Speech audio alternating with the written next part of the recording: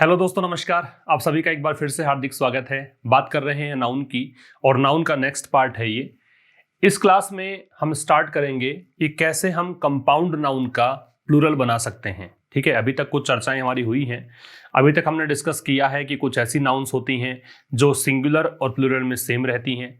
कुछ ऐसी नाउन्स होती हैं जिन्हें आप अनकाउंटेबल की कैटेगरी में रखते हैं, एक वचन के रूप में लेते हैं। कुछ ऐसी नाउन्स हैं जो देखने पर सिंगुलर लगती हैं, प्लूरल होती हैं। कुछ वो नाउन्स जो प्लूरल दिखती हैं, होती हैं सिंगुलर। इसी तरह से पेयर वर्ड्स भी हम डिस्कस कर चुके थे। अभी हमारा जो मुद्दा है वो ये है कि कंपाउंड नाउन को कैसे आप प्लूरल में चेंज करेंगे। ठीक है, और यहां मैं रटवाने का काम नहीं करूंगा कि आपने बुक्स में से देखा और आपने नोट कर लिया फिर रटना शुरू कर दिया। ऐसा ना करके हम लॉजिक के पीछे जाएंगे कि आखिर कारण क्या है। तो आप डालिए हेडिंग, इसकी हेडिंग डाल लीजिए, कंपाउंड नाउन्स। कंपाउंड नाउन्स का प्लूरल। कंपाउंड नाउन्स के प्लूरल फॉर्म्स। के प्लूरल फॉर्म्स। तो कंपाउंड नाउन का प्लूरल कैसे बनेगा वो हमारा मुद्दा है आज की क्लास का। कंपाउंड नाउन्स के प्लूरल फॉर्म्स कैसे कैसे बनेंगे। मैं कुछ वो एग्जाम्पल दूंगा जो आपके परीक्षा के दृष्टिकोण से बेहद महत्वपूर्ण है। जैसे देखिए, मैं लिखूं गवर्नर जनरल। ठीक है, इसी तरीके से मैंने लिख दिया मेजर जनरल। इसी तरीके से कर दिया जनरल मैनेजर। General manager. इसी तरह से कर दिया अटॉर्नी जनरल। Attorney general. तो मैंने ये 4 एग्जाम्पल तो वैसे लिए हैं जिसमें जनरल एक पद है। देखो, बहुत छोटा सा लॉजिक बता रहा हूं और वही लॉजिक सब में लागू करना। इनमें जो भी मुख्य पद होगा उसी का प्लूरल बनेगा। जो भी इसमें मेन पार्ट होगा उसी का प्लूरल बनेगा। लेकिन दुविधा इस बात की है कि आपको पता कैसे लगे कि मुख्य पद इसमें ये है। कैसे पता लगे कि गवर्नर मुख्य पद है कि जनरल है। देखो, हालांकि ये तो सब डेजिग्नेशन के नाम है, इसलिए यहां थोड़ा सा मुश्किल भी है। फिर भी बता देता हूं मैं आपको कि कौन सा मुख्य पद होता है, किस प्रकार से बनेगा। इनमें से किसी एक का ही प्लूरल बनेगा। दूसरा जो शब्द है वो तो इसकी विशेषता बताने के लिए आया है। एक बात ध्यान रखना यहां पे कि अगर कोई नाउन दूसरे नाउन को क्वालिफाई करे, मॉडिफाई करे, मींस कोई नाउन ही दूसरे नाउन को विशेषता बताए, तो उसे आप कहते हैं नाउन मॉडिफायर, नाउन क्वालिफायर। उसे आप कहते हैं एडजेक्टिव का रूप ले लेना। नाउन जब एडजेक्टिव के रूप में आने लग जाए, जब नाउन किसी दूसरे नाउन की विशेषता बताने लग जाए, तो उसे क्या कहा जाएगा? नाउन मॉडिफायर कहा जाएगा या फिर नाउन क्वालिफायर कहा जाएगा। तो देखो, अलग अलग जनरल, अब ऐसा नहीं है कि जनरल सभी के अंदर एक कह सकते हो कि रैंक है, ऐसा नहीं है। कहीं पर रैंक है और कहीं पर मुख्य पद है। जैसे पहला है गवर्नर जनरल, तो इसमें जो है वो जनरल रैंक है, गवर्नर इसका मुख्य पद है। तो क्या करोगे? Governors, governors general. चूंकि जनरल यहां पे रैंक है और गवर्नर यहां पे क्या है? मुख्य पद है, इसलिए हम क्या करेंगे? गवर्नर का बहुवचन बनाएंगे गवर्नर्स, जनरल की जगह जनरल। यहां मेजर जनरल में क्या होता है कि मेजर यहां पे रैंक है, जनरल यहां पे मुख्य पद है, जनरल यहां पे नाउन है, ये इसकी मेजर रैंक है, मेजर जनरल। जैसे कि सेना में होता है मेजर जनरल, कर्नल जनरल। ठीक है, इस प्रकार से। तो यहां पे मेजर की जगह तो चेंज करते रहेंगे, कोई ना कोई शब्द आते रहेंगे। जनरल यहां पे सेम रहेगा, सेना की रैंक है, इसलिए क्या करोगे? मेजर की जगह मेजर रखोगे और जनरल की जगह आप कर दोगे जनरल्स।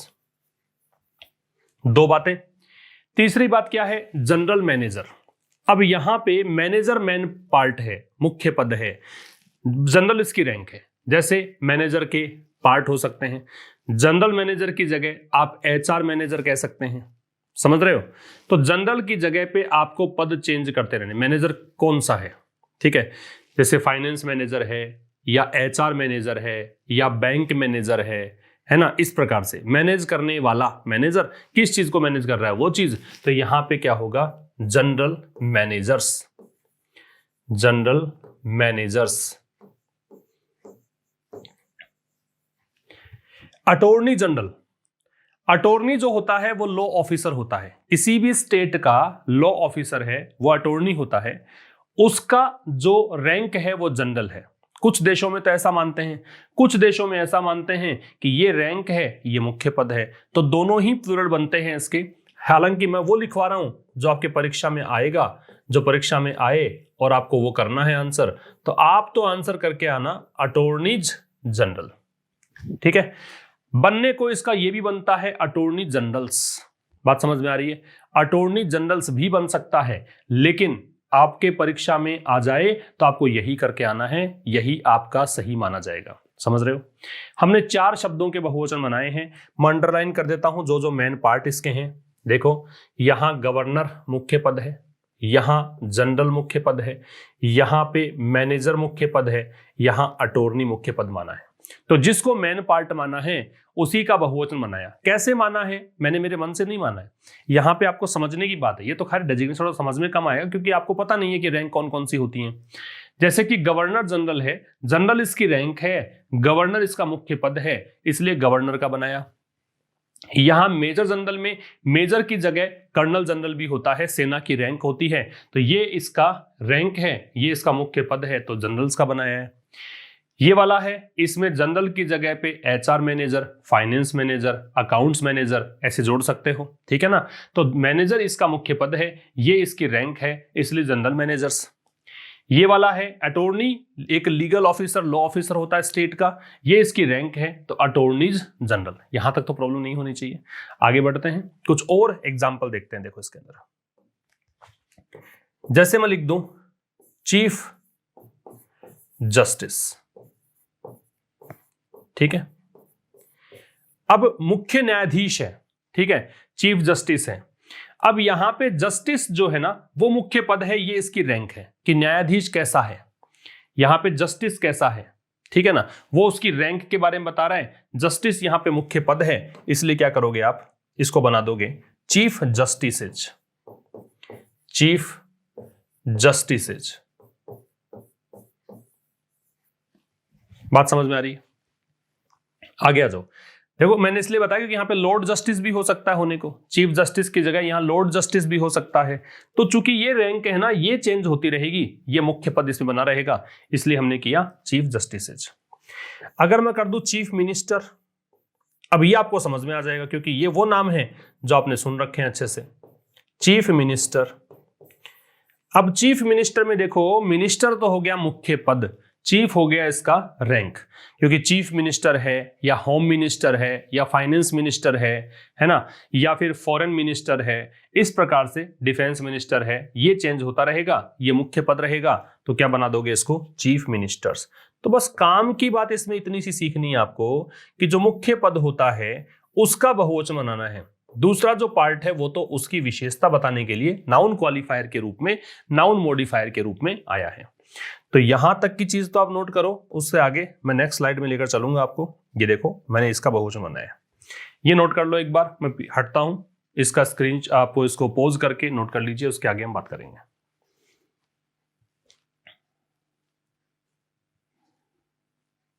ठीक है, आगे देखिए नंबर 7। नंबर 7 पे ले लिया मैंने पासर बाई,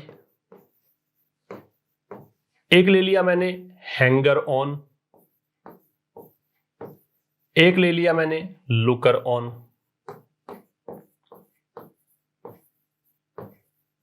ठीक, इनके मतलब भी बताऊंगा, फिलहाल चेंज करने का तरीका देखो। क्या चेंज करते हैं इसको, इनमें केवल इन्हीं को चेंज करेंगे। क्यों करेंगे उसके कारण पे भी जाएंगे अपन, इनके मतलब क्या है वो भी बात करेंगे। पासर बाई का बनेगा पासर्स बाई, पासर बाई का पासर्स बाई। हैंगर ऑन का बनेगा हैंगर्स ऑन, लुकर ऑन का बनेगा लुकर्स ऑन। ठीक है, कारण क्या है, क्योंकि देखो बाई तो प्रेपोजिशन है, प्रेपोजिशन का बहुवचन तो बनता नहीं है, आपको पता ही होना चाहिए इस बात का तो, कि प्लूरल बनाने के लिए हमने जब पहली क्लास इंट्रोडक्टरी क्लास थी हमारी, उसमें चर्चा की थी कि बहुवचन बनता है अंग्रेजी में केवल 3 चीजों का, एक नाउन का बनता है, एक प्रोनाउन का बनता है, एक वर्ब का बनता है, राइट। इसलिए आप प्रेपोजिशन का बहुवचन तो बना नहीं सकते, तो फिर बचे हुए पद का बनेगा, पासर का बना, हैंगर का बना, लूकर का बना। पासर बाई होता है राहगीर, गुजरने वाला, कहीं से गुजरने वाला जो होता है, राहगीर जो होता है उसे कहते हैं पासर बाई। हैंगर ऑन का मतलब होता है पिछलगू, पिछलगू का मतलब है एक प्रकार से स्टिकलर, स्टिकलर बोल सकते हैं इसको, मतलब जो पीछे पड़ा हुआ चिपकू टाइप का व्यक्ति हो उसे बोलते हैं। ये होता है दर्शक, जैसे कि मान लीजिए कोई भी घटना घट गई रोड पर और वहां पे झुंड बना के खड़े हो गए उसको देखने के लिए, मूक दर्शक जिनको बोलते हैं, तमाशा देखने वाला जिनको बोलते हैं, उसको बोलते हैं लुकर ऑन। समझ गए? तो ये आपका हो गए 3 ऐसे शब्द जिनमें प्रेपोजिशन का बहुवचन नहीं बनेगा, इन्हीं का बनेगा। मैं कारण पे जा रहा हूं, करने को मैं लिस्ट लिखवा सकता हूं, सीधा आपको पीडीएफ के माध्यम से बता सकता हूं, टाइम भी कम लगेगा, लेकिन उससे कोई फायदा नहीं है, आपको समझ भी नहीं आएगा तो फिर आप एग्जाम में गलत करके आओगे। नेक्स्ट पे आ जाओ। एक वर्ड है कोर्ट मार्शल, कोर्ट मार्शल, ठीक है। अब देखो इसमें कोर्ट मैन पद है और जो मार्शल है वो यहां पे इसका क्या है, मार्शल, यहां पे इसका, मार्शल का मतलब होता है कोई भी चीज जो रिलेटेड टू आर्मी हो, ठीक है। मार्शल का मतलब होता है रिलेटेड टू आर्मी, जैसे कि मार्शल आर्ट होता है ना। तो मार्शल आर्ट के अंदर भी, हालांकि वो एक कला है, मार्शल आर्ट के अंदर आप कराटे वगैरह सीखते हो, तो आर्मी से रिलेटेड जो भी चीज होती है उसको मार्शल बोलते हैं। कोर्ट इसका मुख्य पद है, इसका पूरे का मतलब होता है फौजी अदालत, आर्मी कोर्ट, ठीक है। ये आर्मी, ये कोर्ट। अमूमन ये देखने में आता है कि जो भी लैटिन भाषा के शब्द होते हैं, है ना, अब सारे तो अंग्रेजी के शब्द हैं नहीं है, कहीं ना कहीं से डेराइव किए गए शब्द हैं, किसी न किसी लैंग्वेज से लिए गए शब्द हैं। तो अंग्रेजी भाषा के जो शब्द नहीं हैं, दूसरी भाषा से लिए गए, उसमें अलग अलग पैटर्न चलता है। तो लैटिन भाषा के शब्दों में पैटर्न चलता है कि उसमें जो भी रैंक होती है वो बाद में लगाने का चलन होता है। तो मार्शल लगाया बाद में, तो क्या करोगे इसको, कोर्ट्स मार्शल, कोर्ट्स मार्शल। तो ये हो गया फौजी अदालत, आर्मी कोर्ट, क्योंकि कोर्ट का तो पता ही है आपको, और मार्शल का मतलब मैंने बताया कि आर्मी से रिलेटेड होता है, तो फौजी अदालत हो जाएगा, ठीक है। आगे आ जाओ। इसी प्रकार से मैंने लिख दिया code of conduct, code of conduct. एक लिख दिया मैंने commander in chief, commander in chief. एक लिख दिया मैंने ब्रदर इन लॉ। अब ब्रदर इन लॉ है तो सिस्टर इन लॉ भी आ जाएगा, सन इन लॉ भी आ जाएगा, है ना, डॉटर इन लॉ भी आ जाएगा, सब इसी में आएंगे। तो ये कुछ देखो, एक इसमें ऑफिसर इंचार्ज कर लेते हैं, ऑफिसर इंचार्ज। थोड़ा ध्यान से समझने की जरूरत है आपको कि मैं क्या बताना चाह रहा हूं, कहां लेकर जाना चाह रहा हूं। ये देखो कोड, कमांडर, ब्रदर, ऑफिसर, ये मुख्य पद हैं। तो फिलहाल तो चेंज कर लेते हैं, फिर जाते हैं इसके कारण में कि क्यों हुआ ऐसा। कोड ऑफ कंडक्ट का मतलब होगा codes of conduct. Codes of conduct का मतलब आचार संहिता होता है, आचार संहिता, ठीक है। आचार संहिता का मतलब क्या है कि हर एक के कुछ कोड ऑफ कंडक्ट होते हैं। जैसे आर्मी है तो आर्मी में कोड ऑफ कंडक्ट है, आचार संहिता है कि कैसे आचरण किया जाना है, उनको बांधा जाता है, इस चीज में लिमिट किया जाता है कि आप इससे बाहर नहीं जा सकते, है ना। कोड ऑफ कंडक्ट सभी के होते हैं, हर एक ऑफिस के कोड ऑफ कंडक्ट है, एक प्रकार का संविधान कह सकते हो आप, है ना। हर एक जगह का एक संविधान है कि ये नियमावली है, उससे बाहर आप नहीं जा सकते, ठीक है। कमांडर इन चीफ का मतलब मुख्य सेनापति होता है, तो इसको आप कहेंगे commanders in chief, commanders in chief. ये होता है मुख्य सेनापति, मुख्य सेनापति,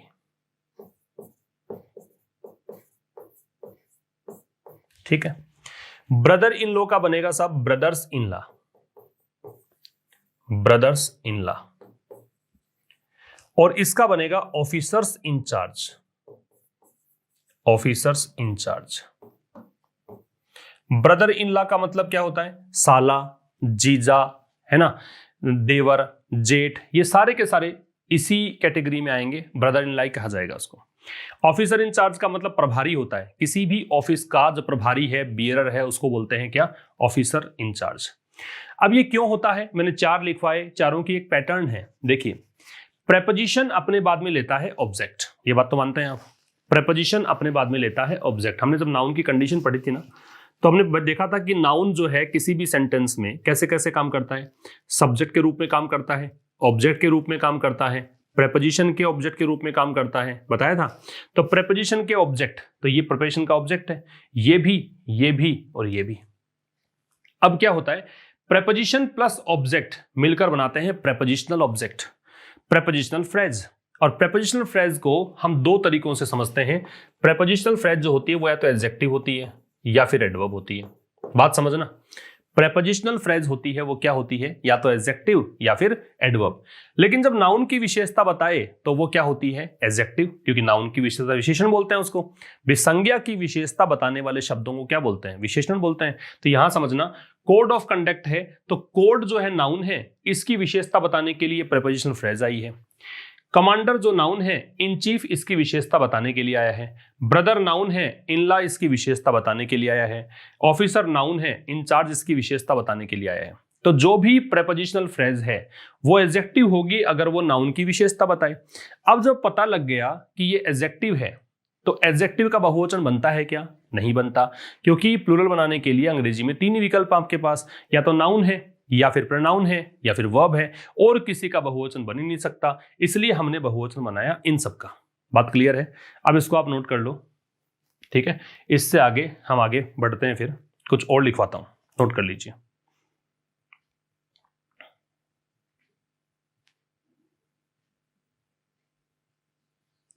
चले आगे देखो, नंबर 15। कई बार आपको कंफ्यूज करते हैं ये शब्द, बैगफुल, माउथफुल, स्पूनफुल, ठीक है। इसी प्रकार से हैंडफुल, कपफुल।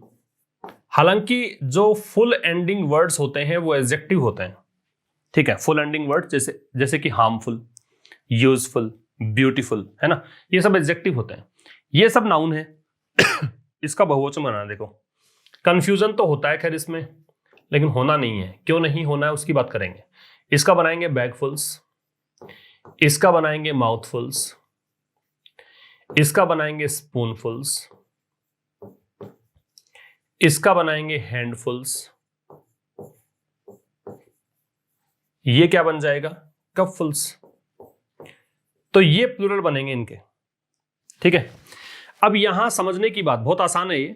जैसे मान लो मैंने बनाया कि टीचर का बहुवचन बनाओ, तो क्या आप टीचर का बहुवचन ये बनाओगे, टीचर्स, या फिर आप ये बनाओगे, टीचर्स और ये बनाओगे क्या? डेफिनेटली यही बनाओगे, ये तो कुछ होता ही नहीं है। मैं पूछूंगा क्यों, तो आप कहोगे सर एक ही तो शब्द है, इसको तोड़ा कैसे आपने, है ना। जब शब्द ही एक है तो उसको तोड़ थोड़ी ना सकते हैं, डिवाइड थोड़ी ना कर सकते हैं। ठीक ऐसा ही यहां पे है। ये आप सही से देखोगे तो बैग और फुल अलग अलग नहीं है ना। ऐसे ही माउथ और फुल अलग अलग नहीं है, ये एक ही शब्द है।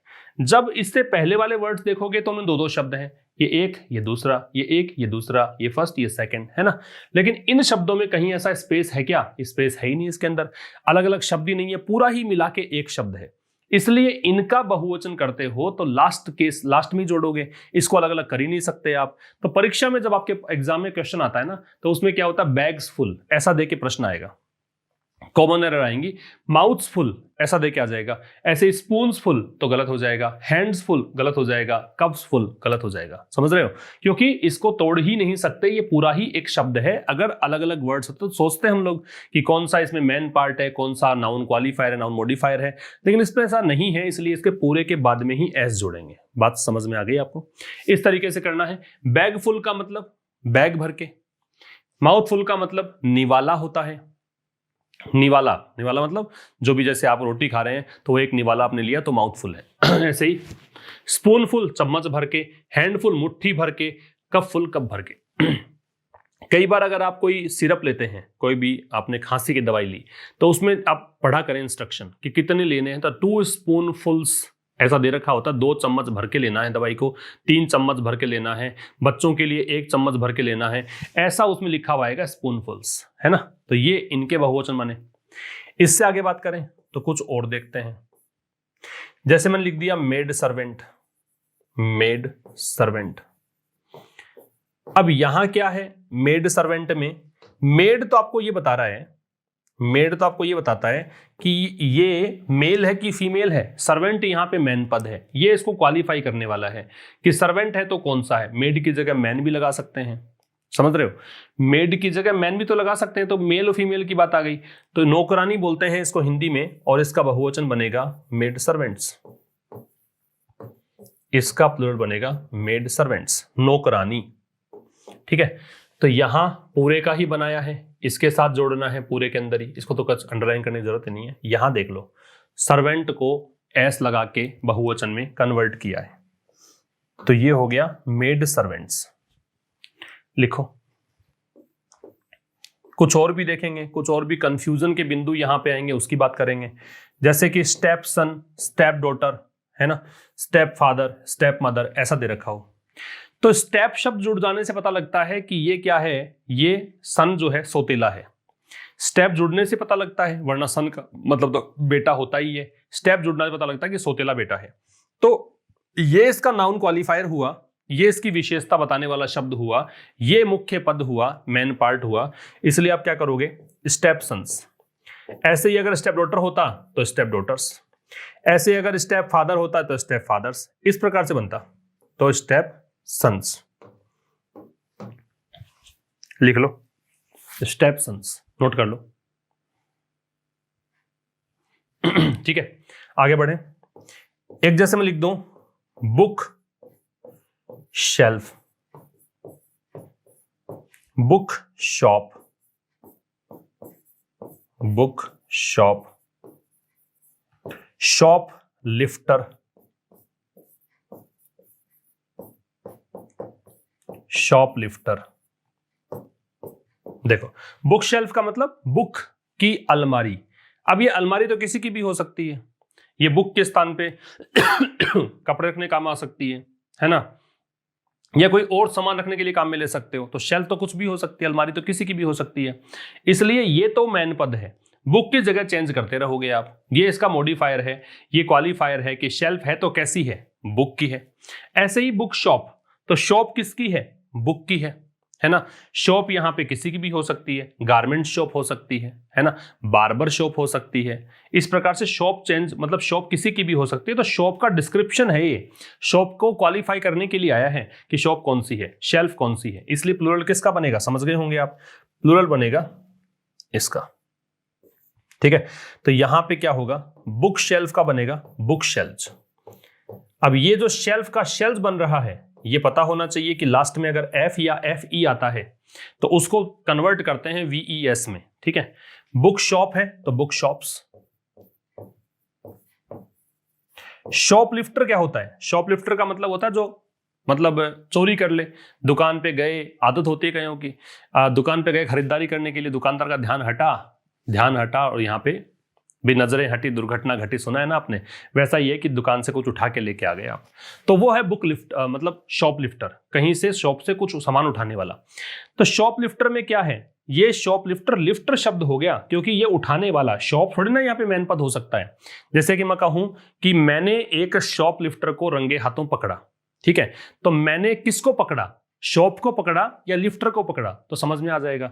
अच्छा, इस कंपाउंड नाउन को पहचानने का बहुत सीधा सिंपल तरीका यह भी हो सकता है कि आप कोई सेंटेंस लिखकर देखो, जो सेंटेंस में वर्ब आएगी वो वर्ब किसके लिए आएगी, वही आपका मुख्य पद होगा और मुख्य पद का ही बहुवचन बनता है। तो यहां मुख्य पद क्या होगा, लिफ्टर, कि मैंने एक शॉपलिफ्टर रंगे हाथों पकड़ा। I caught a shoplifter red handed, तो वहां पे रेड हैंडेड किसको पकड़ा आपने, लिफ्टर को कि शॉप को, आपका आंसर आएगा लिफ्टर को, इसलिए क्या बनेगा, शॉपलिफ्टर्स, शॉप लिफ्टर्स।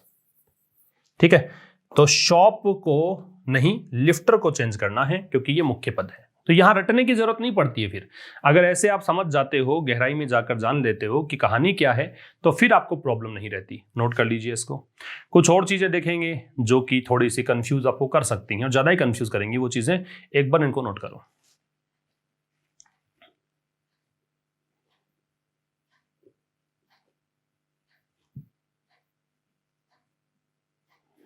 लिख लिए, आगे आ जाओ। अब एक जैसे मैंने लिखा मैन टीचर,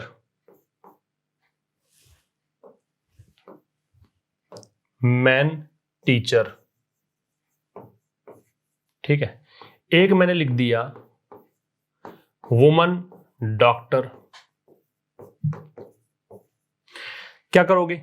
देखो, इसका सीधा सीधा तरीका तो एक तो ये है कि जहां भी मैन और वुमन दे रखा हो कंपाउंड नाउन में, सबसे पहली बात तो मैंने ये नहीं बताया वो कंपाउंड नाउन होती क्या है। कंपाउंड नाउन का मतलब होता है कि कोई भी ऐसा टर्म, कोई भी ऐसा एक शब्द युग्म जिसमें एक से अधिक नाउन हो, वो कंपाउंड नाउन है। भी आपने साइंस में पढ़ा होगा कि एलिमेंट्स को जोड़ देने से कंपाउंड बनता है, तत्वों को जोड़ के यौगिक बनाते हैं।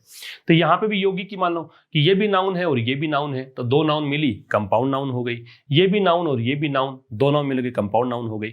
अब या तो सीधा सीधा तरीका है इसको याद करने का कि जहां पे कंपाउंड नाउन में एक पद मैन और वुमन हो और आगे उसका प्रोफेशन जोड़ रखा हो, ठीक है, तो उसका बहुवचन कर दो। आप दोनों का बहुवचन कर दो।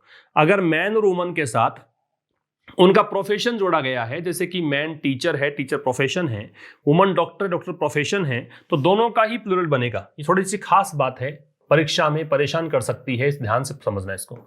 तो मैन टीचर्स, ठीक है। इसी प्रकार से यहां पे क्या हो जाएगा, विमेन डॉक्टर्स। एक तरीका तो ये है इसको याद करने का। एक और तरीका इसका ये है कि यहां पे एक्चुअल में अगर आप देखोगे तो इसका मतलब क्या है। मैन टीचर जो शब्द है, मैं इसको लॉजिकली अगर बात करूं तो मैन टीचर वास्तव में कहना क्या चाहता है। मैन टीचर ये कहना चाहता है कि अ मैन हु टीचेस, यही तो कहना चाहता है। या फिर ये कहना चाहता है ए मैन हु टीचेस। क्या ये यही कहना चाहता है या फिर ये कहना चाहता है कि अ टीचर या a teacher who teaches main. आपको इतना समझना है कि इसमें वास्तव में परिभाषा कौन सी फिट बैठती है।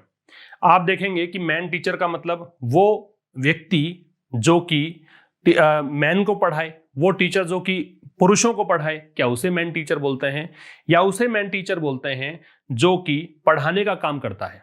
जो पुरुष पढ़ाने का काम करता है उसको मैन टीचर। तो सीधी सी बात है कि ये वाले डेफिनेशन सही है, ये वाला डेफिनेशन गलत है। यहां समझो कि मैन यहां पे जो शब्द है ये तो सब्जेक्ट है, और यहां पे जो मैन है वो क्या है, ऑब्जेक्ट है ना। आपको पता लगा कि यहां पे तो सब्जेक्ट और वहां पे ऑब्जेक्ट है। तो जहां मैन सब्जेक्ट के रूप में हो, जहां वुमन सब्जेक्ट के रूप में हो, वहां दोनों का बहुवचन बनेगा, ठीक है।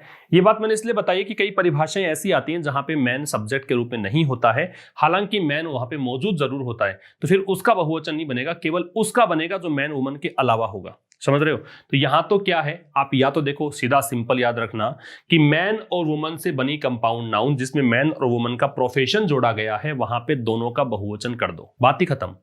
या फिर समझना चाहते हो तो ऐसे समझ लो कि इसमें क्या है कि वो मैन जो पढ़ाने का काम करता है, जो वुमन जो चिकित्सा के व्यवसाय में है, जो डॉक्टर है, इसलिए ये क्या है, सब्जेक्ट है, यहां पे काम करने वाले हैं, इसलिए दोनों का बहुवचन बनाना है।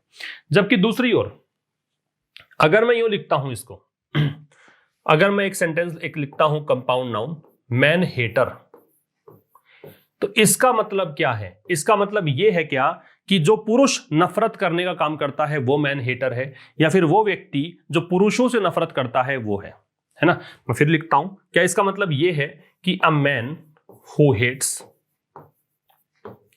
अ मैन हु हेट्स, या फिर इसका मतलब यह है कि वन या those who hate men।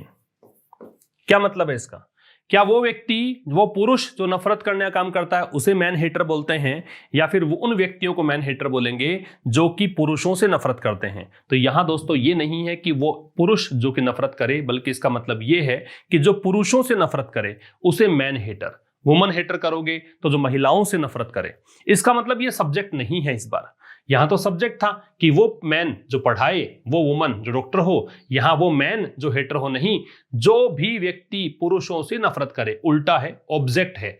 तो जब ये सब्जेक्ट नहीं होता है तो इसका मतलब आप क्या करोगे, जो मैन या वुमन के अतिरिक्त शब्द दे रखा है उसका बहुवचन कन्वर्ट करोगे तो यहां पे हेटर्स आएगा, हेटर के स्थान पे मैन हेटर्स होगा। बात समझ में आ गई आपको? तो मैन हेटर्स करना है, MEN मत कर देना, गलत हो जाएगा। ठीक है, एक और देखना, अगर मैं लिखूं वुमन सपोर्टर, वुमन सपोर्टर, अब इसके क्या बनेंगे? तो देखो एक तो बता देता हूं मैं इसका, एक तो ये बनेगा विमेन सपोर्टर्स, एक तो ये बनेगा इसका, और एक और बनेगा इसका बनेगा वुमन सपोर्टर्स। दोनों बनेंगे इसके। कारण क्या है? क्योंकि इसकी परिभाषा ये भी हो सकती है कि वो महिला जो सपोर्ट करे। तो जब ये कोई महिला जो सपोर्ट करे, कोई महिला है जो कि किसी को सपोर्ट करती है, उसे वुमन सपोर्टर कहेंगे।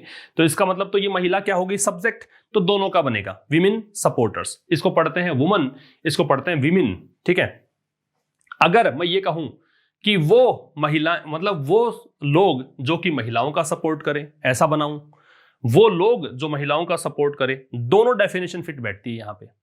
यहां वो महिला जो सपोर्ट करे ये भी हो सकता है, या फिर वो लोग जो महिला को सपोर्ट करे ये भी हो सकता है।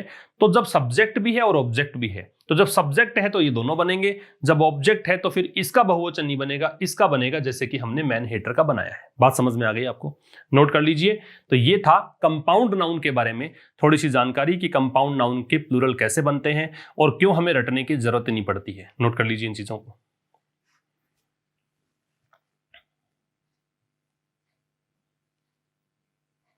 ठीक है, अब मैं थोड़ा सा आगे लेकर चलता हूं आपको और बात करते हैं हम कि भाई कैसे कुछ ऐसी नाउन्स भी होती हैं जिनमें आपको कोई बुद्धि लगाने की जरूरत ही नहीं है। एक खास पैटर्न पर ही वो काम करती हैं नाउन्स, उनको उन्हीं के अकॉर्डिंग, एक खास पैटर्न के अकॉर्डिंग ही चेंज किया जाता है। उनको आप विदेशी शब्दों में रखते हैं, विदेशी भाषा के शब्दों में रखते हैं। देखो कई बार क्या होता है कि आप जैसे किसी दूसरी भाषा का शब्द है, वहां पे आप बुद्धि लगा भी नहीं सकते, कुछ कर भी नहीं सकते भी। एक खास भाषा के खास पैटर्न होता है। जैसे कि हम लोग हिंदी में या अपनी क्षेत्रीय भाषा में कुछ शब्द बोल जाते हैं, ठीक है, उन शब्दों को आप कहो कि अंग्रेजी में कन्वर्ट करो, और आप कहो कि भाई अंग्रेजी में जरूरत ही नहीं, हम तो ऐसा कैसा ही बोलेंगे। जैसे कि रसगुल्ला है तो रसगुल्ला का रसगुल्ला ही बोल देते हैं। जैसे कि लड्डू है तो लड्डू का बहुवचन लड्डूज बना देते हैं हम लोग, रसगुल्ला का रसगुल्लाज बना देते हैं। तो ये हमारी भाषा है, हमारी क्षेत्रीय भाषा मान लो, हमारी भाषा मान लो, तो उसमें हमने चेंज कर दिया उसको। ऐसे ही कुछ फॉरेन वर्ड्स हैं जिनको वहां के अकॉर्डिंग ही चेंज करना होता है, हमें कुछ वहां पे कुछ लगाने का, दिमाग लगाने की जरूरत नहीं है। अगली हेडिंग क्या डालेंगे आप? अगली हेडिंग डालिए plural of some foreign words. एक निश्चित पैटर्न के वर्ड्स हम लेंगे इसके अंदर। Plural of some foreign words, कुछ विदेशी शब्दों के बहुवचन। Plural of some foreign words, कुछ विदेशी शब्दों के बहुवचन। देखो कौन कौन से। जैसे मैं कहूं plural of some foreign words, जैसे मैं कहूं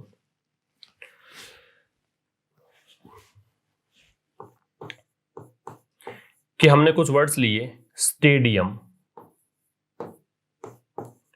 podium, premium,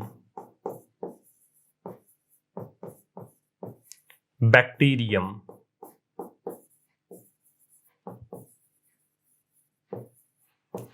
datum, agendum, dictum,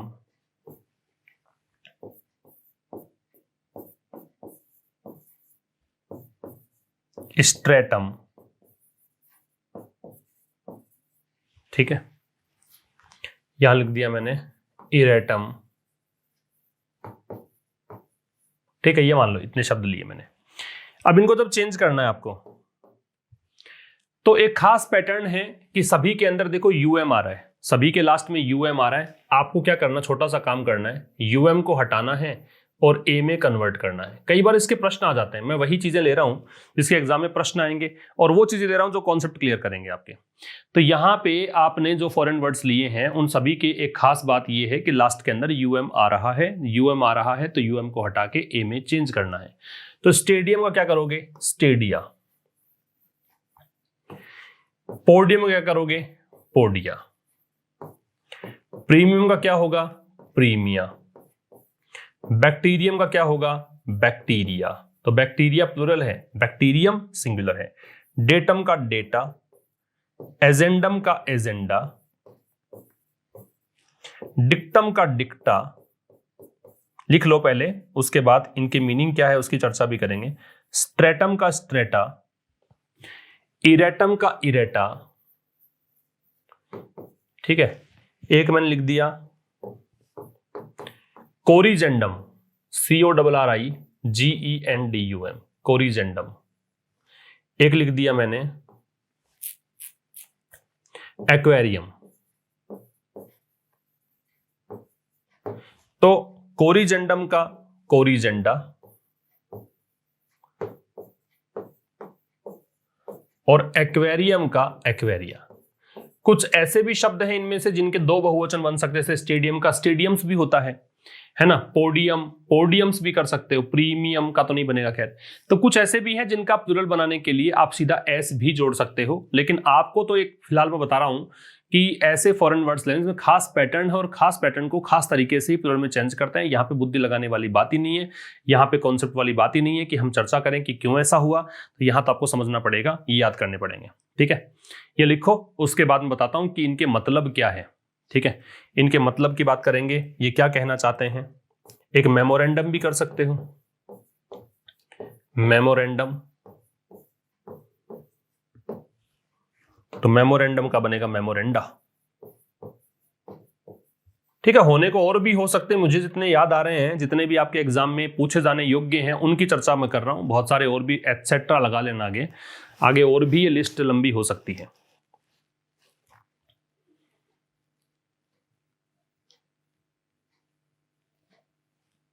ठीक है, अब देखो क्या चीज है। स्टेडियम का मतलब पता ही आपको क्या होता है, स्टेडियम तो पता ही होगा ना। फिर पोडियम है, पोडियम का मतलब मंच होता है, मैं लिखवा रहा हूं, उसके मीनिंग नोट करना। पोडियम का मतलब मंच, स्टेज एक प्रकार से। प्रीमियम का लाभांश होता है, प्रीमियम लाभांश। जैसे कि आप LIC है, इंश्योरेंस, उसकी किस्त भरते हैं तो आप प्रीमियम भरते हैं। ठीक है, बैक्टीरियम कीटाणु होता है, बैक्टीरियम कीटाणु। डेटम का आंकड़ा, आजकल की इंग्लिश में, मॉडर्न इंग्लिश में डेटा और एजेंडा सिंगुलर प्लुरल दोनों में यूज होते हैं। पहले के टाइम पे अगर बात करें तो डेटम इसका सिंगुलर था, डेटा प्लुरल था। ये एक आंकड़ा, ये एक से अधिक आंकड़े। एजेंडम का मतलब होता है उद्देश्य की सूची, जैसे आपके ये उद्देश्य हैं। जैसे फिलहाल मैं कहूं कि अमेरिका के प्रेसिडेंट इलेक्ट जो हैं, भविष्य में अगर आप देखेंगे वीडियो तो प्रेसिडेंट जो हैं जो बाइडन हैं। अब जो बाइडन के कौन कौन से एजेंडा होंगे, कौन कौन सी चीजों को लेकर वो मतलब राष्ट्रपति बने हैं और इनको मतलब काम करने हैं, जैसे कि कोविड-19 महामारी है, उनके कैटास्ट्रॉफिक जो इफेक्ट हैं, जो विनाशकारी प्रभाव हैं, उनसे उनको लड़ना है, उनको इकोनॉमिक फ्रंट पर काम करना है ना, आर्थिक मोर्चे पर काम करना है। तो ये उनके एजेंडा में शामिल होगा, तो उद्देश्य की सूची बोलते हैं। डिक्टम, इसका मतलब सिद्धांत होता है, डिक्टम का मतलब सिद्धांत। स्ट्रेटम, इसका मतलब स्तर होता है, परत होता है। जैसे समाज के अंदर अलग अलग लेवल होते हैं, उसको स्ट्रेटम, इसका बहुवचन स्ट्रेटा बनेगा। इरेटम का त्रुटि या गलती होता है, और जनरली ये वो त्रुटि या गलती है जो छपाई में हो जाती है। कोई चीज पब्लिश करने में जो गलतियां रह जाती हैं उसे कहते हैं इरेटम, बहुवचन के रूप में इरेटा। बस आप एक वचन बहुवचन याद रखेंगे तो इसके जो एग्जाम्पल्स होंगे, जब भी हम इसके एक्सरसाइज करेंगे तो वहां पे आपको बहुत आसानी होगी कैसे सोल्व करना है। फिर है एक्वेरियम, कोरिजेंडम। कोरिजेंडम का शुद्धि पत्र होता है, भूल सुधार बोलते हैं कई बार। तो शुद्धि पत्र, कि कुछ भी गलत छप गया उसको फिर आप कहें कि शुद्धि पत्र दें कि भाई इसको ऐसा नहीं ऐसा पढ़ा जाए। एक्वेरियम का जिसमें मछलियां रखते हैं, a tank where fish are kept, और फिश का बहुवचन नहीं बनेगा इस केस में, फिश के डिफरेंट काइंड्स होगी तभी बहुवचन बनेगा, ये चर्चा हम कर चुके हैं। A tank where fish are kept, aquarium. Memorandum का ज्ञापन होता है, ज्ञापन, स्मृति पत्र भी बोल सकते हो, ज्ञापन सौंपा ऐसा कहते हैं ना कई बार।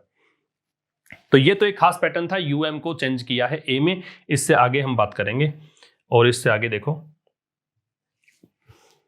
वो कैप तो लास्ट में हम करेंगे ही, लेकिन फिलहाल हम दूसरे पैटर्न पे आ जाते हैं। दूसरे पैटर्न पे वो कंटिन्यू है भाई, है ना, पैटर्न अलग है। जैसे एल्यूमनस, रेडियस, ठीक है।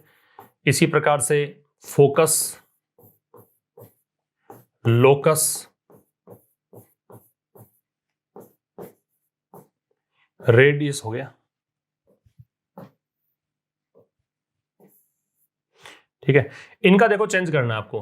तो एल्यूमनस, इन सब में एक खास बात क्या देखी आपने कि लास्ट में यूएस आ रहा है, यूएस आ रहा है। यूएस को चेंज करते हैं आई में, किस में चेंज करते हैं, आई में। इसको पढ़ेंगे एल्यूमनाई, इसको पढ़ेंगे रेडी, रेडाई बोल दो, इसको पढ़ेंगे फोसाई, इसको पढ़ेंगे लोसाई, ठीक है। फंगस भी होता है, फंगस, तो फंगस को पढ़ेंगे फंजाई। तो ये कुछ ऐसे काम करता है कि यूएस को चेंज करते हैं किसमें, आई में, लिख लो। यूएस को चेंज किसमें करेंगे, आई में।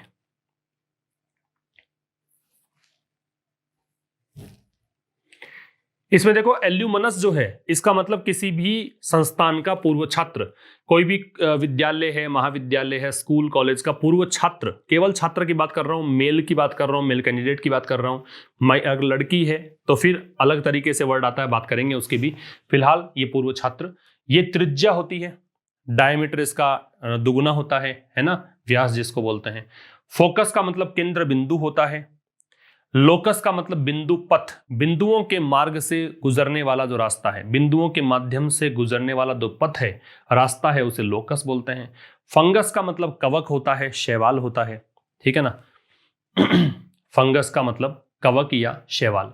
तो ये कुछ वो शब्द हैं जिसके लास्ट में यूएस आता है और आपको चेंज किस में करना होता है, आई में। इसमें टर्मिनस भी आता है, टर्मिनस, टर्मिनस को चेंज करेंगे तो क्या बनेगा, टर्मिनी, टर्मिनी। यूएस को हटा के चेंज किस में कर देंगे, आई में, टर्मिनी, टर्मिनस, टर्मिनी, ठीक है। इसका मतलब होता है अंतिम स्टेशन, इसका मतलब क्या है, अंतिम स्टेशन। आगे ले कुछ और देखो पैटर्न, ये दूसरा एक तरीका था जिसमें यूएस को आई में। फिर कुछ और होते हैं जैसे एक्सिस, बेसिस, क्राइसिस, ठीक है। इसी प्रकार से मैंने ले लिया थेसिस, थीसिस बोलते हैं, थीसिस। एक ले लिया मैंने इसमें एनालिसिस, एक ले लिया मैंने सिंथेसिस, ठीक है। अब इनको जब चेंज करना है तो इसमें क्या है, आई दे रखा है आपको, थोड़ा ध्यान से देखिए। लास्ट वाला जो आई है वो चेंज करना होता है किस में, ई में। आई को चेंज करते हैं ई में, तो ये बन जाएगा एक्सिस, ये बन जाएगा बेसिस, ये बन जाएगा क्राइसिस, ये बन जाएगा थीसिस। बस आई को चेंज कर रहा हूं ई में और कुछ नहीं कर रहा। एनालिसिस और सिंथेसिस, ठीक है, नोट कर लेना। एक्सिस जो शब्द है इसका मतलब होता है अक्ष या धुरी, अक्ष या धुरी। बेसिस का मतलब होता है आधार, बेसिस का मतलब आधार। क्राइसिस का मतलब है संकट, क्राइसिस, संकट। थेसिस का मतलब है शोध पत्र, थेसिस, शोध पत्र। एनालिसिस और सिंथेसिस एक दूसरे के ऑपोजिट हैं, एक दूसरे के विलोम शब्द हैं। एनालिसिस का मतलब विश्लेषण होता है, सिंथेसिस का मतलब संश्लेषण होता है। एनालिसिस विश्लेषण और सिंथेसिस संश्लेषण, ठीक है, एक दूसरे के ऑपोजिट है। तो ये आई को चेंज किया किसमें, ई में, ये ध्यान रखना है, ठीक है। इससे आगे बात करें, इससे आगे एक चीज और देखो, जैसे कुछ शब्द हैं जैसे लार्वा, फॉर्मूला, एल्यूमना, इसमें क्या है, ए के साथ में ई जोड़ देते हैं, इसमें ए के साथ में ई जोड़ देते हैं। लार्वे, फॉर्मूले, एल्यूमने, ठीक है। फॉर्मूलाज भी होता है होने को, लेकिन फॉर्मूले भी होता है। हम तो खैर पैटर्न की बात कर रहे हैं इसलिए मैं इसी को लिखा रहा हूं केवल, ठीक है। लार्वा का मतलब रेशम कीट की प्रारंभिक अवस्था, रेशम कीट होता है उसकी प्रारंभिक अवस्था होती है, उसे बोलते हैं लार्वा। फॉर्मूला का फॉर्मूले सूत्र होता है, मैथमेटिकल फॉर्मूला। एल्यूमना ये किसी विद्यालय महाविद्यालय की पूर्व छात्रा, इसका जेंडर चेंज करना आ जाए तो एल्यूमनस होता है। अभी देखा था हमने एल्यूमनस, ये देखो यहां पे यही देखा था, ये रहा, है ना। इसका जेंडर चेंज किया है, फीमेल किया है, फेमिनिन जेंडर किया है, तो इसको बोला एल्यूमने, संस्थान की पूर्व छात्रा। एक और पैटर्न पे बात करेंगे, तो इससे नीचे देखो, जैसे क्राइटेरियन, क्राइटेरियन, फिनोमिनन, तो इसमें क्या है, ON को चेंज करते हैं ए में, ON को चेंज किस में करते हैं, ए में। तो क्राइटेरियन का हो जाएगा क्राइटेरिया, फिनोमिनन का हो जाएगा फिनोमिना, क्राइटेरियन का क्राइटेरिया, फिनोमिनन का फिनोमिना। ON को चेंज किस में किया है, ए में, ये भी ध्यान रखना, ठीक है। क्राइटेरिया का मतलब कोई भी क्षेत्र, योग्यता क्षेत्र, जैसे होता है ना एलिजिबिलिटी क्राइटेरिया, कौन कौन सी योग्यताएं चाहिए कि भाई the candidate must be fluent in English, उसको अंग्रेजी अच्छे से बोलनी आनी चाहिए, must be attractive, good looking, है ना, मस्ट बी पंक्चुअल, इस प्रकार से कुछ क्राइटेरिया होते हैं, तो वो उस परिधि में बांधते हैं उसको, तो ये होता है फिनोमिनन। मतलब कोई भी घटना, कोई भी स्वाभाविक घटना, जो नेचुरल कोई भी घटना होती है, नेचुरल इवेंट होता है, उसे कहते हैं क्या, फिनोमिनन। बात समझ में आ गई। तो ये आज की क्लास में हमने क्या सीखा, कंपाउंड नाउन का प्लूरल कैसे बनेगा वो सीखा, हमने सीखा विदेशी शब्दों के बहुवचन कैसे बनते हैं। अगली क्लास में कुछ और आगे चलेंगे इसके अंदर। अभी मैं आपको वोकैब करवा देता हूं। वोकैब में आज रिवीजन का डे है, जितना भी हमने पढ़ा है कितना आपको याद आ रहा है, मैंने पहले ही कहा था कि बीच बीच में आपको ऐसी चीजें मिलती रहेंगी ताकि आपको समझ में आता रहे कि हमने याद किया वो याद है कि नहीं। अगर आप यहाँ पे अपने आप को पाते हैं कि आप अपने आप को ये पाते हैं कि आप पीछे पिछड़ रहे हैं, है ना, आप अपने आप को लैग पाते हैं, तो फिर डेफिनेटली आपको जरूरत है फोकस करने की, इस चीज पर बहुत मेहनत करने की। तो पहले तो कॉलम मैच करने की बारी है, लेकिन कॉलम मैच तो तभी कर पाओगे जब आपको ये पता होगा कि आखिरकार इनका मतलब क्या है।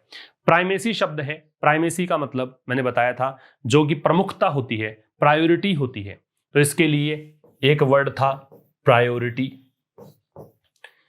इसके लिए एक वर्ड हो सकता है एमिनेंस, एक इसके लिए वर्ड हो सकता है प्री एमिनेंस। तो प्राथमिकता जहां होती है, किसी चीज की प्रमुखता जहां होती है, उसे आप क्या बोलते हैं, प्राइमेसी बोलते हैं। तो प्राइमेसी को किससे जोड़ दिया जाए, ये मैंने लिखवाए हुए हैं पहले से, है ना, तो इसको किससे जोड़ दिया जाए, तो प्राइमेसी को जोड़ दिया जाए प्रेफरेंस से। एक वर्ड ये था इसका सिनोनिम, प्राथमिकता, ठीक है। प्रोग्नोस्टिकेट है, इसका मतलब देखो, प्रोग्नोस्टिकेट का मतलब होता है प्रेडिक्ट, मतलब भविष्यवाणी करना। इसके लिए आप कर सकते हैं फोरकास्ट, पूर्वानुमान लगाना। एक इसके लिए कर सकते हैं फोरटेल, पूर्वानुमान लगाना या भविष्यवाणी करना, प्रोग्नोस्टिकेट। तो प्रोग्नोस्टिकेट को किससे जोड़ देंगे, प्रेडिक्ट से। यह है भविष्यवाणी करना। प्रोग्नोस्टिकेट को किससे जोड़ देंगे, प्रेडिक्ट से, भविष्यवाणी करना, ठीक है। बारिंग ये प्रेपोजिशन होता है। अगर मैं पार्ट ऑफ स्पीच की बात करूंगा तो प्राइमेसी नाउन है। अब आपको याद आने चाहिए मेरे साथ साथ, प्रोग्नोस्टिकेट वर्ब है, बारिंग प्रेपोजिशन है। बारिंग का मतलब होता है के अलावा, तो इसके लिए एक्सेप्ट फॉर हो सकता है, के अलावा। इसके लिए आप कह सकते हो सेविंग, के अलावा। इसके लिए आप कह सकते हो एक्सक्लूडेड, मतलब कोई चीज है उसके अलावा मतलब उसको बाहर निकालना पड़ेगा, तभी तो एक्सक्लूडेड होगा। तो ये होता है बारिंग। ये जो प्रेपोजिशन होता है इसको जोड़ दिया जाए तो देखो यहां बारिंग को जोड़ देंगे सेविंग से, ये है के अलावा। रीइटरेट, रीइटरेट का मतलब होता है दोहराना। रीइटरेट का मतलब क्या है? दोहराना, रिपीट करना। तो रिपीट करने के लिए देखो ये रहा, टू से अगेन कह सकते हो, टू रिपीट कह सकते वर्ब है ये, है ना। और लेक्स, लेक्स का मतलब होता है सावधान, सॉरी जो सावधान नहीं हो, जैसे केयरलेस, केयरलेस हो सकता है, इसका रिमिस हो सकता है, इसका स्लिप शॉर्ट हो सकता है, दे रखा स्लिप शॉर्ट, तो लापरवाह को बोलते हैं। लेक्स एक एडजेक्टिव होता है तो इसको जोड़ दिया जाएगा स्लिप शॉर्ट से। लेट मी रिपीट, प्राइमेसी का प्राथमिकता होती है, ठीक है। ये एक नाउन है। प्रोग्नोस्टिकेट का पूर्वानुमान लगाना होता है, ये एक वर्ब है। बारिंग प्रेपोजिशन है, इसका मतलब के अलावा या के सिवाय होता है। रीइटरेट एक वर्ब है, फिर से दोहराना होता है। लेक्स का लापरवाह है, एडजेक्टिव है। प्राइमेसी को जोड़ा प्रेफरेंस से, प्रोग्नोस्टिकेट का किया प्रेडिक्ट, बारिंग का किया सेविंग, रीइटरेट का किया रिपीट एंड लेक्स का किया स्लिप शॉर्ट, राइट। आगे आ जाओ, ये एक्सरसाइज तो देखो यहां पे जो वर्ड दे रखे हैं उनके मीनिंग आएंगे तो ही आप ये कर पाओगे, है ना। अभी क्लोज टेस्ट हुआ, फिल इन द ब्लैंक्स हुआ, इस प्रकार की जो चीजें होती है ना, वहां पे ये एक्सरसाइज बहुत ही काम की है। आपको वर्ड के मीनिंग पता होने चाहिए। इनिमिकल का मतलब हार्मफुल होता है। इनिमिकल जो शब्द है इसका मतलब होता है हार्मफुल। अब हार्मफुल भी कर सकते हो, इसको आप डेट्रीमेंटल भी कर सकते हो, डेट्रीमेंटल। इसी को आप डेलेटेरियस कर सकते हो, डेलेटेरियस। इसी को आप इंजूरियस कर सकते हो। क्या पढ़ते हैं इसको? इंजूरियस। इंजरियस नहीं पढ़ते, इंजूरियस। जैसे smoking is injurious to health, to लगता है इन सब में जब भी आप प्रेपोजिशन रिक्वायर्ड होगा। टेलिंग का मतलब होता है जो भी कोई चीज कन्विंसिंग हो, कोई भी आपने बात बोली वो कन्विंसिंग है, वो आपने बहुत ही स्ट्रॉन्ग शब्दों में कही है, स्ट्रॉन्ग भी कह सकते हैं, इसको आप फोर्सफुल भी कह सकते हैं, ठीक है। ये सब चीजें जो होती हैं वो होती है टेलिंग। ये एक एडजेक्टिव है। इनिमिकल भी एडजेक्टिव है, एस्ट्रोनॉमिकल भी एडजेक्टिव है। एस्ट्रोनॉमिकल का मतलब होता है बहुत ही बड़ा, तो वेरी लार्ज हो सकता है। इसी को आप मैसिव कर सकते हो, बहुत ही भारी भरकम, बहुत ही विशाल, ठीक है। इसी को आप कोलोसल कह सकते हो, कोलोसल, बहुत ही विशाल। वेंडिटा जो शब्द है, वेंडिटा का मतलब होता है लड़ाई झगड़ा, कलह, वैर। ये एक नाउन है, इसका फ्यूड कर सकते हो, ठीक है। आप एक हिंदी में शब्द सुना है आपने, अंग्रेजों की नीति थी फूट डालो राज करो। फूट, फूट ये फ्यूड है, ये अंग्रेजी का शब्द है, इसका मतलब झगड़ा है। तो फ्यूड कह सकते हो, ऑल्टरकेशन कह सकते हो, ऑल्टरकेशन। इसी को आप कर सकते हो क्या?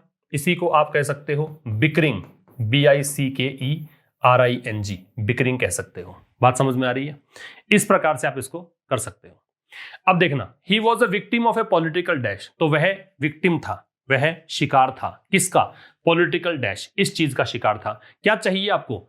तो देखो क्या चाहिए, ये हो गया एडजेक्टिव, क्योंकि आर्टिकल लगा हुआ है और एक ब्लैंक छोड़ा हुआ है। तो ये मैंने सिखाया आपको कि पहला शब्द एडजेक्टिव, दूसरा नाउन। नाउन कौन सा इनमें से? नाउन एक ही है, वेंडेटा। तो पहले का आंसर क्या आ जाएगा? वेंडेटा। समझ रहे हो? दूसरा है party politics are dash to genuine democracy. जो पार्टी पॉलिटिक्स है वो एक सही मायने में जो लोकतंत्र होता है उसके लिए है। मैंने कहा था टू लगता है प्रेपोजिशन, किस में लगता है टू? इनिमिकल में, तो इनिमिकल आ जाएगा। तो ये क्या है? हानिकारक है जेन्युइन डेमोक्रेसी के लिए।